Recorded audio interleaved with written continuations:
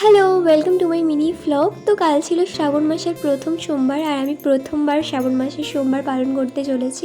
তো তার জন্য আমি রেডি হয়ে গিয়েছিলাম আমাদের গঙ্গার ধারের মন্দিরে। আর জানো তো, আমি জানতাম না যে শ্রাবণ মাসে আমাদের গঙ্গার ধারে এত ভিড় হয় আর ঠাকুর মশাইও থাকে আর পুজোও হয়। আমি আমার দাদাকে জিজ্ঞেস করছিলাম ওরা গঙ্গার ধার যায় বলে, ও বললো যে হয় না, ঠাকুর মশাই থাকে না। তার জন্য আমি সেইভাবে কিছুই নিয়ে যাইনি পুজো দেওয়ার জন্য। আমি ভেবেছিলাম জাস্ট আমি জল ঢালবো, ব্যাস এটুকুই। কিন্তু মনে হচ্ছিল যে একটু যদি পুষ্পাঞ্জলি দিতে পারতাম খুব ভালো হতো, কারণ যেহেতু আমি সকাল থেকে শুকিয়ে আছি।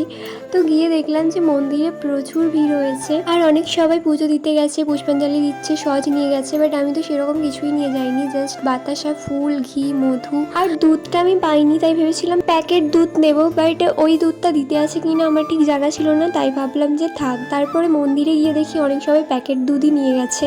প্রথমে একটু খারাপ লাগছিল, তারপর ভাবলাম যে মহাদেব তো একটা বেলপাতা আর এক ঘটি জলেই সন্তুষ্ট, তাই না?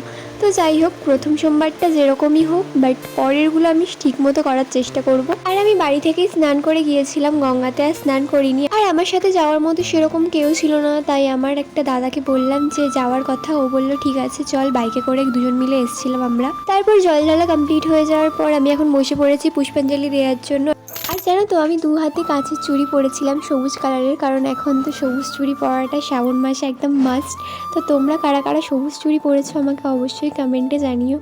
তো আমি ভেবেছিলাম যে শুধু সোমবার দিনটা পরবো, তারপরে খুলে ফেলবো পরের দিনে। কিন্তু আমার মা আমাকে খুলতে দেয়নি, বলছে যে সারা মাস পরে থাকবি, একবার পরলে খুলতে নেই। শাঁখাপালা পরলেও কি তুই খুলে ফেলবি? ওইগুলো যেমন খুলতে নেই, এইগুলোও সেরকমই খুলতে নেই, এখন থেকেই পরা অভ্যাস কর। তখন আমি মাকে বললাম যদি ভেঙে যায়। মা বললো আবার কিনবি। দেখো, এমনিতেই আমার চুড়ি পরতে ভালো লাগে, যখন এইসব ট্রেন্ডিং ওঠেনি তার আগে থেকেই আমার কাছে কাঁচের চুড়ি ছিল এবং আমি পরতামও।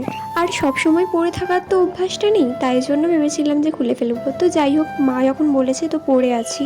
তারপর বাড়ি এসে বাড়ির ঠাকুরকে জল দিয়ে এখন আমি খেতে বসে গেছি। আর মা এখানে দেখো চিড়ে, মধু, ফল এগুলো আমাকে দিয়েছে। তারপর রাতে আবার ডালিয়া বানিয়েছিল।